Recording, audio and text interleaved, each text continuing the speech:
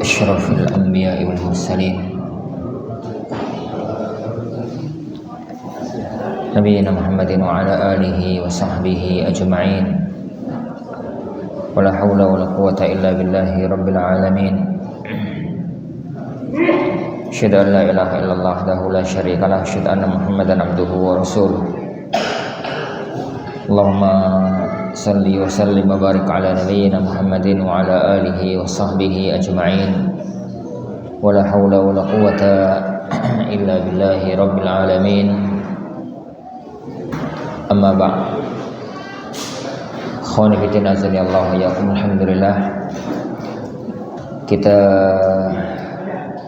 lanjutkan kajian kita membaca dan mempelajari bersama tafsir Imam Ibnu Katsir rahimahullah taala yang telah diringkas oleh Syekh Ahmad Muhammad Syakir dalam kitab beliau yang mulia Umdah At-Tafsir.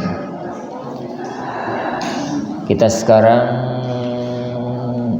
di mana ayat 36 ya? 36 tapi nggak dari awal ya? Benar ya? Salah ya? Sekarang pada firman Allah Subhanahu wa taala, faqulu minha wa at'imul qani'a wal mu'tar. Tab. Qadana Allah iyyakum. Kita sekarang pada ayat yang ke-36 dari ayat yang ke-36 dari surat Al-Hajj. Pada firman Allah Subhanahu wa taala masih ini terkait dengan hal-hal yang berkaitan dengan masalah udhiyah. Masalah sembelihan yang itu merupakan bagian dari syiar ibadah haji. Pada firman Allah Subhanahu wa taala, wal budna ja'alnaha lakum min sya'airillahi lakum fiha khair fadhkuru ismallahi 'alaiha shawaf fa idza wajabat junubuha faqulu minha wa at'imul qani'a wal mu'tar.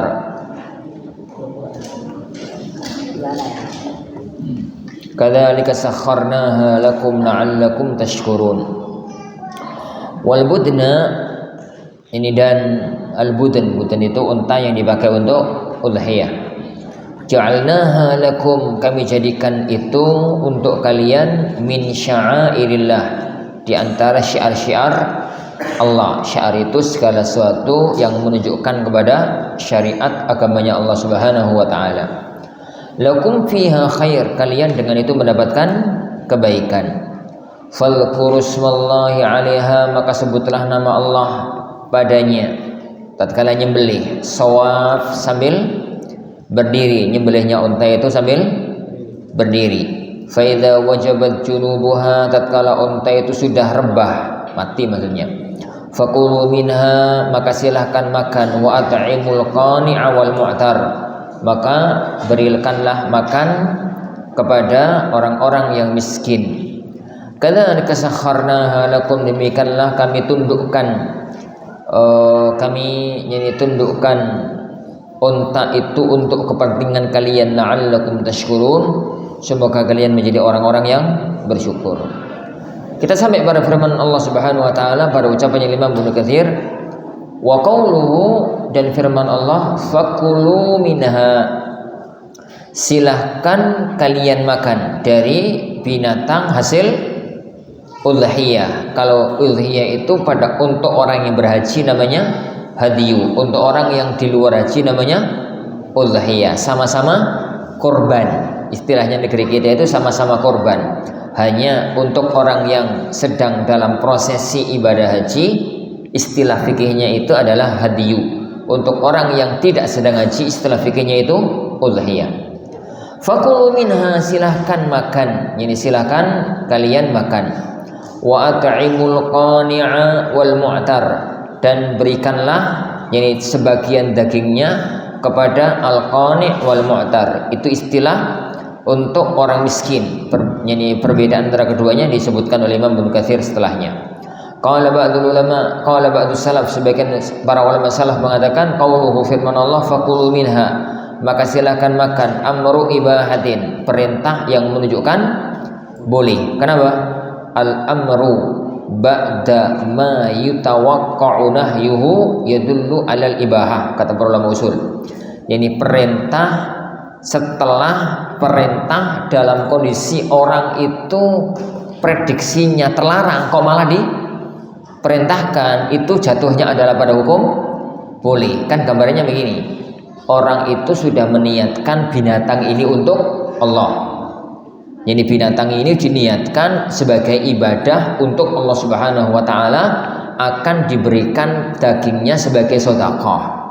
Pikiran dia, lah wong binatang wis diniati sedekah, mestine yo gak oleh nikmati wong wis diniati sedekah. Tapi ternyata jadi orang itu membayangkan kalau binatang ini wis dadi sedekah, berarti yo ojo dimakan, wong kanggo wong fakir, kanggo wong miskin. Sampai kepengin mangan tuku dhewe atau nyembelih neh, ngene ya, kepengin mangan sembelih neh.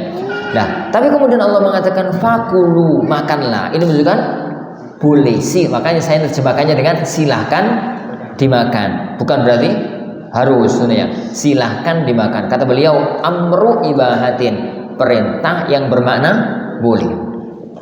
Qala Malik, berkata Malik, yustahabbu dzalik, itu malah dianjurkan, tidak wajib tapi dianjurkan. Wa qala ghairuhu, yani dan sebagian yang lain mengatakan yajib, itu boleh. Wa huwa wajhun li ba'd asy-Syafi'iyyah, ini salah satu sisi, salah satu wajah dalam pendapat sebagian ulama-ulama Syafi'iyah. Hanya dalam mazhab jumhur para ulama adalah makna yang pertama tadi, amru ibahah, menunjukkan pada perintah yang artinya boleh. Waqtulifa fil muradi bil qani' wal mu'tar, dan para ulama kita itu berselisih tentang apa arti dari al qani' wal mu'tar. Yani berikanlah kepada al qani' wal mu'tar. Para ulama kita itu berselisih apa makna dari al-qani' wal mu'tar. Qala Ibnu Abbas, berkata Abdullah, yani Ibnu Abbas radhiyallahu yani anhuma, beliau mengatakan al-qani' al-mustaghni bima a'taitahu wa huwa yani fi yani baitihi. Al-qani' itu ya orang yang merasa enggak butuh dengan apa yang engkau berikan kepadanya. Wa huwa fi baitihi, dia itu di rumahnya. Orang miskin tapi gak DKI karena apa? Nah, jadi dia itu orang miskin, tapi seandainya gak DKI tetap bisa mangan. Jadi wong miskin itu kan gayae loro. Ono mau miskin ngetok-ngetokno miskin, ono miskin ngetokno gak miskin nih, gak ngetokno sugih, gak sugih kok. Gak ngetokno miskin nih. Jadi wanane ono sego yen mangan sego, ono sego karo sambel yen mangan sego karo sambel, ono ngene yo gak ngene yo gak nyetatus yo gak apa. Nah, itu bahasa al-qani'. Ini bahasa itu al-qani'. Wal mu'tar alladzi yata'arradu laka. Jadi mu'tar itu wong sing miskin tapi apa ya ta'arrad. Ya ta'arrad itu bahasa Indonesia apa? Ngetok-ngetokno butuhe, ngetok-ngetokno butuhe ben DKI, ben DKI. Itu al-mu'tar. Itu kata ini apa ya, kata Abdullah bin Abbas, wa yulimmu bika an tu'tiyahu minal lahmi, dan dia itu menunjukkan kepadamu agar engkau memberikan kepada dia daging. Wala yas'al, tapi gak sampai jaluk, yus ketok-ketokno gaya-gaya piye ngono lho, nyindir-nyindir mbok piye ngono. Itu al-mu'tar, tapi gak sampai jaluk. Wa kadza qala Mujahid, ini ucapannya Mujahid. Wa Muhammad ibnu Ka'ab al-Qurani, juga pendapatnya Muhammad ibnu Ka'ab al-Qurani. Ani bin Abbas, dari Abdullah ibnu yani Abbas. Al-qani itu al-muta'affif, yani al-muta'affif, wong sing menjaga kehormatan dirinya meskipun gak duwe gak sampai jaluk-jaluk. Al-mu'tar itu as-sa'il, orang yang minta-minta. Zaman itu ya ikhwan, jika Imam Ibnu Katsir atau Ibnu Abbas mengatakan orang yang minta, berarti memang gak duwe. Kalau zaman saiki kan wong njaluk gak mesti wong gak duwe, wong sedina 100.000 ini ya oleh didik kok. Ini sedina 100.000 itu oleh didik. Jadi 200.000 didik kan ya. Wa hadza qaulu Qatadah, dan ini adalah ucapannya Qatadah. Wa Ibrahim An-Nakhai, dan Ibrahim An-Nakhai. Qala Ibnu Abbas, dan berkata Abdullah bin Abbas, wa Zaid bin Aslam, dan Zaid bin Aslam, dan Ikrimah, dan Hasan al-Basri, dan Ibnul Kalbi, dan Muqatil ibn Hayyan, dan Malik bin Anas. Mereka berpendapat al-qani huwa alladhi yaqna'u ilaika wa yas'aluk, wal mu'tar alladhi ya'tarika yatadarra wa la yas'aluk. Jadi pendapat yang kedua dibalik. Jadi apa ya? Jadi yang qani itu orang yang apa? Mendekat kepadamu untuk minta kepadamu. Al-mu'tar itu yang nunjukkan gak duwe ini tapi gak sampai minta. Wa hadza lafdzun hasan, dan ini ucapannya Hasan, lafaz dari Hasan al-Basri. Wa qala Sa'id bin Jubair, dan Sa'id bin Jubair mengatakan al-qani huwas sa'il, qani itu yang minta. Wa qala Zaid bin Aslam al-qani al-miskin alladhi yatuf, qani itu orang miskin yang keliling-keliling. Wal mu'tar as-sadiqu wadh-dha'if alladhi yazur, jadi mu'tar itu teman atau orang lemah, orang yang miskin itu yang mengunjungi tempat kamu. Dan dari Mujahid, qani itu jarukal ghani alladhi yubsiru ma yadkhulu, yani baitak, yani tetangga kamu yang mampu, yang dia itu melihat apa yang kamu bawa masuk ke rumah kamu. Wal mu'tar alladhi ya'tarika minan nas, jadi orang yang ngomongi kamu gitu ya, menampakkan kepadamu dari kalangan manusia. Wa anhu, dan masih dari ucapannya Mujahid, al-qani huwa at-tami, qani itu yang apa ya? Tami itu benar-benarnya orang yang sangat berharap. Wal mu'tar walladhi ya'tari bil budni min ghinan aw faqir, orang yang Arab daging, baik dia itu orang kaya maupun orang miskin. Semua itu pendapat ya, tapi intinya adalah yang apa ya? Intinya mereka adalah orang yang berhak untuk diberi daging kurban. Wa ikhtara Ibnu Jarir, yang dipilih oleh Imam Ibnu Jarir, al-qani was sa'il li'annahu min na'a biyadihi idza rafa'aha lis-su'al. Jadi pilihannya Imam Ibnu Jarir al-qani itu adalah yang minta, karena diambil dari kata-kata aqna'a biyadihi.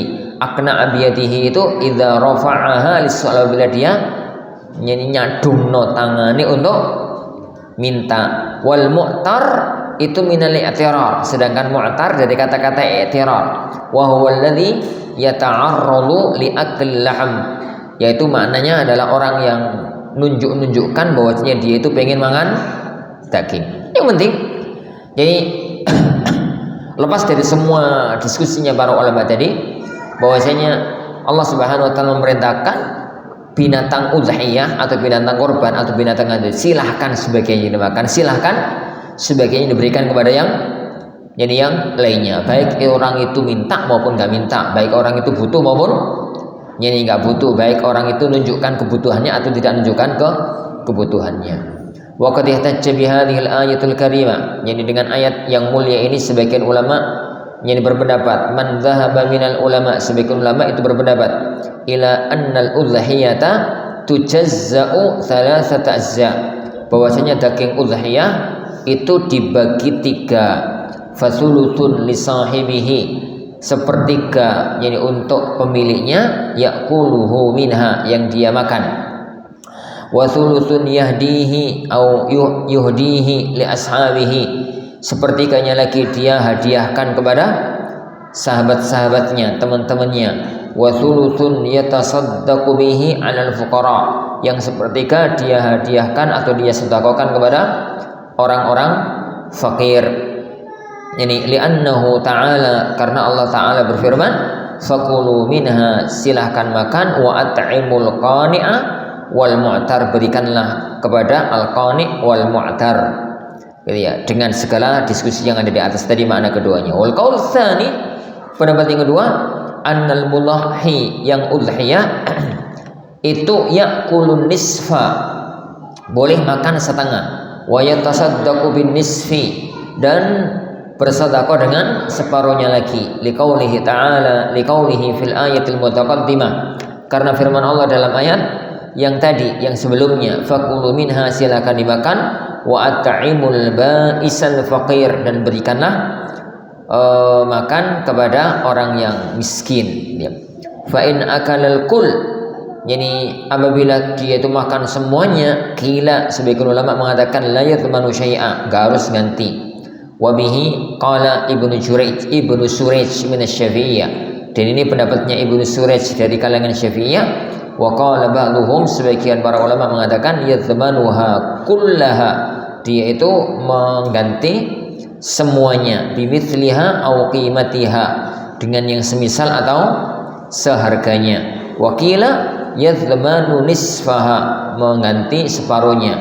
Wakila thuluthaha, sepertiganya. Wakila, pendapat yang lain, adna juz'in minha, pokoknya ono sing diganti. Wa huwal masyhuru min madhhabi Syafi'i, dan ini adalah yang masyhur dari kalangan para ulama-ulama Syafi'iyah.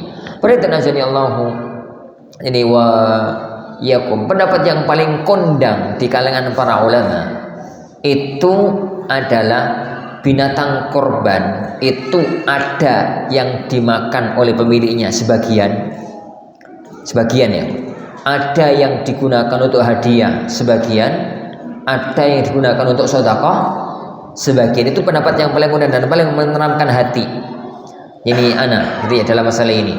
Jadi ada yang dimakan, ada yang disedekahkan, ada yang dihadiahkan, ada yang disedekahkan. Adapun berapa persentase sangat tergantung kepada titik maslahat yang ada di masyarakat sekitar, yang ada di masyarakat yang tersebut. Jadi gambarnya begini ya kawan. Pertama, untuk dia makan sendiri sama keluarganya otomatis. Yang kedua, untuk hadiah sama sedekah. Hadiah sama sedekah sama-sama memberi orang. Bedanya kalau hadiah memberi orang karena untuk menghormati, memuliakan yang diberi. Kalau sedekah memberi orang karena dia menganggap yang diberi itu membutuhkan barang tersebut. Maka nek kayak ngoncong, kayak tonggo, padahal koncone sugih, tonggone yo sugih, gitu ya. Itu namanya hadiah. Tapi karena ngekek itu loh, orang itu loh kayak ono mesakne butuh, itu berarti sedekah. Makanya kelasnya Rasulullah SAW nerima hadiah, nggak nerima sedekah. Nih hadiah itu kan orang ngasih beliau itu karena menghormati beliau, jadi itu beliau terima karena itu bentuk penghormatan. Nih sedekah kan orang ngasih karena merasa Rasulullah itu butuh dunia, dan itu penghinaan. Makanya kelasnya Rasulullah itu nggak boleh makan harta sedekah, nggak boleh jadi makan harta sedekah. Adapun berapa persentasenya maka tergantung yang paling maslahat, tergantung yang paling maslahat, dan itu yang paling zahir. Jadi itu yang paling zahir.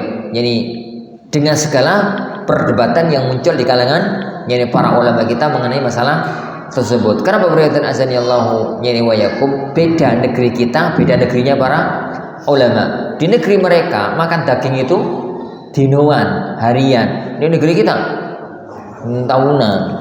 Jadi saiki yo mending biyen jadi tahunan. Jadi biyen itu tahunan. Makanya di negeri-negeri yang di situ udhiyah itu banyak melimpah, ya bisa diberlakukan suluh, kadang-kadang bisa diberlakukan nisf. Jadi sepertiga atau setengah. Tapi di negeri yang sak kampung itu yang namanya ono loro mbek maksudnya, gak sapi, mbak ono loro, mbak ono telu. Terus sambil menerapkan kaidah ini, suluh sepertiga, jupuk sampile, jupuk opo, rasane sak kampung, niate korban, napa? Niate pek dhewe napa kok korban? Semacam itulah. Jadi melihat kepada kondisi yang ada. Tapi yang penting intinya adalah boleh dimakan. Baik sebagian ulama mengatakan boleh atau sebagian ulama mengatakan dianjurkan, boleh untuk dimakan, sebagiannya untuk diri dan keluarga, sebagiannya adalah untuk sedekah, sebagiannya untuk hadiah. Wa ammal juludu, adapun kulitnya, fa bi musnad Ahmad, dalam musnad Imam Ahmad rahimahullahu taala, an Qatadah ibn Nu'man, dari Qatadah ibn Nu'man fi haditsil adhahi, dalam hadis tentang udhiyah. Beliau sallallahu alaihi wasallam itu mengatakan, fakulu, silakan makan, wa tasaddaqu, silakan sedekahkan, wastamti'u bijuludiha, silakan manfaatkan dagingnya. gitu ya. Wala tabi'uha, tapi jangan dijual.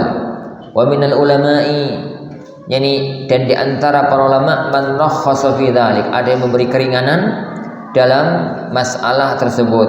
Wa minhum, dan di antara mereka man qal, ada yang mengatakan yuqasimul fuqara'a samanaha, dibagikan kepada orang-orang fakir apa harganya, ini harganya.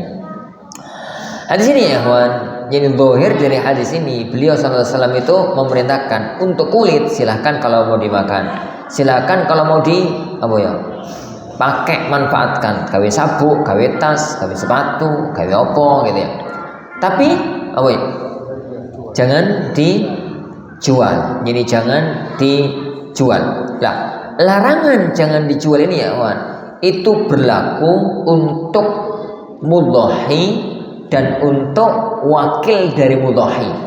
Untuk mudhahi dan untuk wakilnya. Jadi untuk wakilnya, karena wakil itu mengambil hukum mewakil, mengambil hukum orang yang mewakilkan. Maka mudhahinya nggak boleh jual, wakilnya kalau di negeri kita itu adalah panitia, karena panitia itu bukan penerima loh, panitia itu wakil, panitia udhiyah itu loh, karena dalam fikih itu kan gono panitia udhiyah, jadi gono amil udhiyah itu rawono. Jadi panitia itu status fikihnya itu wakil, mewakili orang yang udhiyah. Maka sebagaimana mudhahi nggak boleh jual, maka wakilnya pun nggak boleh jual. Yang boleh jual itu adalah kalau sudah diberikan kepada orang fakir, lalu sama orang fakirnya dijual, atau yang panitianya itu mewakili orang-orang fakir. Jadi sudah diakadkan kulit ini mau kita berikan kepada orang fakir, tapi ini diberikan kulitnya nanti malah gak kemanfaatkan, malah dibuang. Silahkan Anda menjual, tapi sudah bukan lagi atas nama mudhahi, atas nama orang-orang fakir tersebut. Ini atas nama dari ini orang-orang ini fakir ini tersebut. Wallahu ini a'lam. Kenapa? Karena hari-hari itu ya kawan, nek dibagekno kulit yakin 90% buang. Ya, terutama daerah-daerah yang banyak udhiyah, terus misalkan kulitnya mbek, terus dipotong-potong, oh ya repot. Ya kulitnya sapi sih mending ya, tapi kan kulitnya mbek dipotong-potong ya repot. Allahu a'lam bissawab. Mas'alah 'anil Bara' ibn Azib, dari Bara' ibn Azib. Beliau mengatakan qala Rasulullah sallallahu alaihi wasallam bersabda, inna awwala ma nabda'u bihi fi yaumina hadza an nusalliya. Amal perbuatan yang pertama kali kita lakukan di hari itu sholat tanggal 10 Dzulhijjah. Yang pertama kita lakukan ini itu sholat. Summa narji, kemudian kita pulang, fananhara, lalu nyembelih binatang kurban. Faman fa'ala dzalika, barang siapa yang melakukan itu, faqad asaba sunnatana, maka dia telah melakukan amal yang sesuai dengan ajaran kita. Wa man dzabaha qabla as-salati fa innama huwa lahmun li ahlihi, barang siapa yang nyembelih sebelum salat, maka dia itu adalah daging untuk makan-makan keluarganya. Laisa huwa minan nusuki fi syai', itu bukan termasuk binatang korban, sama sekali bukan termasuk binatang korban. Riwayat ini sangat tegas bahwa yang namanya korban itu disembelih setelah sholat. Setelah sholat itu siapa yang sholat? Setelah yang mudhahinya sholat. Ini setelah yang udhiyahnya itu sholat. Ini kalau di zaman beliau sallallahu alaihi wasallam dan di zaman para ulama kita nggak ada masalah. Tapi di zaman ini menjadi masalah tersendiri dalam dunia fikih. Tatkala terjadi perbedaan hari raya antara negeri yang udhiyah sama tempat disembelih, maka yang zahir yang dijadikan parokan adalah mudhahinya. Dia wis salat durung. Karena zahirnya yang namanya misalkan ya ada orang dia itu di Jepang, kepingin nyembelih di Indonesia, kemudian Indonesia. Yang di Indonesia itu status siapa ya, Mas? Misalkan kirim duit untuk beli sapi, misalkan ya. Itu di Indonesia statusnya apa? Statusnya itu wakil.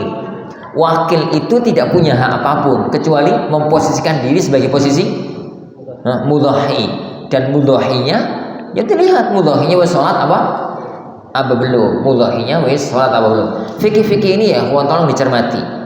Karena di negeri kita itu ada dua masalah dalam masalah ini, yaitu hari rayanya beda. Iku ruwet tuh, hari rayanya beda. Sama apa? Hari rayanya orang di luar negeri. Hari rayanya ini orang di luar negeri. Untuk fikih yang pertama, yang pertama, kalau jadi apa ya, ada kemungkinan terjadinya perbedaan, maka tolong antum yang mudhahi mempertegas. Jadi mempertegas. Contoh, jadi RT ngadakan udhiyah untuk level RT, menurut saya, untuk level RT atau perumahan ngadakan udhiyah. Sedangkan maklum di perumahan itu ono wong Muhammadiyah, ono wong NU. Kemudian hari rayanya beda, hari rayanya itu beda. Dalam kondisi ini, pertama bagi mudhahi wajib untuk mempertegas, aku urun yo, tapi nek ono bedane apa? Harus aku ngikut pemerintah, misalkan. Kalau ada bedanya nanti yang saya urun di situ wajib dibelah di hari kedua. Nega, oh ya ora, ngutimbang engko aku gak dadi udhiyah, dadi daging biasa. Jadi ini daging biasa itu harus dipertegas untuk agar sah menjadi udhiyah. Dan ya kawan, untuk panitianya ojo ngeyel gitu. Karena memang nyembelih hari pertama itu ono sing gak sah, sedangkan nyembelih hari kedua semuanya sah. Semuanya itu sah. Itu pun nyembelih hari kedua ojo bar subuh. Kenapa? Bar subuh sing sholat hari kedua durung sholat, kan durung sholat bar subuh. Ya tetap harus jam 7, jam 6 berapa telah bar sholat. Sampai jam 7 itu kan khutbah. Ini jam 6 seperempat atau jam setengah itu inilah. Ini sebentar itu. Fikih yang kedua para ikhwan azaniyaikum itu kalau sampai beda negara. Jadi kalau sampai beda negara, maka dijadikan parokan itu juga adalah yang semacam monitor tersebut. Karena parokannya itu adalah yang mudhahi itu sholat, lalu setelah sholat itu nyembelih. Jadi an-nusalliya summa narji fananhar. Sholat, bar sholat terus nyembelih. Jadi bar sholat terus nyembelih. Wallahu a'lam. Nah, taib. Falihada qala Syafi'i. Oleh karena itu para Imam Syafi'i mengatakan wa jama'atun minal ulama, dan sebagian para ulama, inna awwala waqtil adha idza tala'atis syamsu yauman nahri.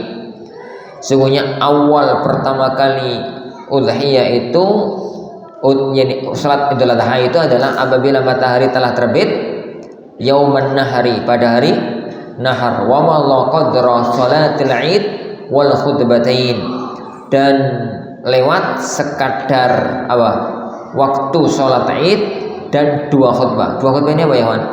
Dalam mazhab jumhur para ulama, sebagian ulama mengklaim ijma bahwa salat id itu khutbahnya dua. Jadi sholat id itu khutbahnya dua kali kayak khutbah Jumat begitu dalam madzhabul arba', dalam fikih madzhab 4. Jadi itu adalah madzhab jumhur para ulama. Sebagian ulama mengklaim ijma. Ana gak serak dengan mengklaim ijma itu, tapi kalau itu madzhab jumhur, iya. Ana sendiri juga jadi agak iskal di fikih Syafi'iyah sebenarnya itu. Ini tentang masalah ini, karena di kitab-kitab fikih Syafi'iyah itu udhiyah khutbah itu dua kali. Khutbah itu dua kali. Antum yang pernah salat di Haramain Syarifain, itu khutbah Id itu 2. Jadi kayak khutbah Jumat itu khutbah, terus duduk, terus khutbah lagi, terus selesai gitu ya. Ini terus selesai. Aku harap arang-arang praktek kok engko gegeran. Indonesia itu bagi gegeran ora usah. Jadi ada beberapa fikih itu yang ada itu kepengen praktek sebenarnya itu. Tapi timbang geger ora usah. Ini fikih ini ya, kawan. Kan ini mazhab jumhur. Yang kedua, khutbah Jumat pakai tongkat.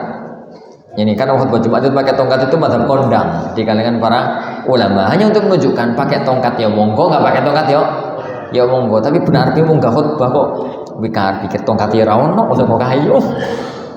Serasito. Terus itu. Ya yang itu menunjukkan bahwasanya itu tuh sah-sah aja, yang semacam itu tuh sah-sah aja. Beliau mengatakan wa ma qadrus salati wal salatil id wal khutbatain. Wa zada Ahmad. Imam Ahmad menambahkan an yadbahal imamu ba'da dzalik. Setelah itu imam ini siapa ya, Wan? Pemimpin negara. Itu wis nyembelih. Ini itu wis nyembelih. Jadi patokannya Imam Syafi'i itu pokoknya wonge wis salat terus bareng ngono wis khutbah. Selesai khutbah. Imam Ahmad mengatakan patokannya itu kalau pimpinan negara itu jadi sudah udhiyah, sudah nyembelih di hari tersebut. Lima jaa fi sahih Muslim, sebagaimana telah ada dalam sahih Muslim, wa alla tadhbahu hatta yadhbahal imam. Kalian itu jangan nyembelih sampai imam itu menyembelih. Qala Abu Hanifah, berkata Abu Hanifah, amma ahlus sawat minal qura wa nahwihim, yani minal qura wa nahwihim falahum an yadhbahu ba'da tulu'il fajr idz la salata id indahu lahum. Adapun ahlus sawat minal qura, orang-orang yang tinggal di pedalaman. Kalau zaman dahulu itu orang-orang yang manggon di di gunung-gunung, di orang-orang Arab Badui gitu lah, yang mereka itu nggak mungkin sholat. Namanya sholat id itu disyariatkan di tempat yang bisa kumpul banyak orang. Tapi ini urip dewean, kono siji ana wong loro, kono ana wong telu, kono ana wong siji. Sholat ya mereka itu nggak sholat. Kapan nyembelihnya? Kata Abu Hanifah rahimahullah taala, untuk mereka pokoknya wis masuk tanggal 10, karena mereka nggak wajib gak wajib sholat untuk sholat. Kata Abu Hanifah rahimahullahu ta'ala. Taib. Wa amma ahlul amsar, adapun ahlul amsar, orang-orang yang tinggal di perkampungan, di kota atau di desa, di perkampungan, fala yadhbahu hatta yusalliyal imam, tidak boleh nyembelih sampai imam selesai salat. Wallahu yani a'lam. Ya Allahu a'lam. Yang penting ya, intinya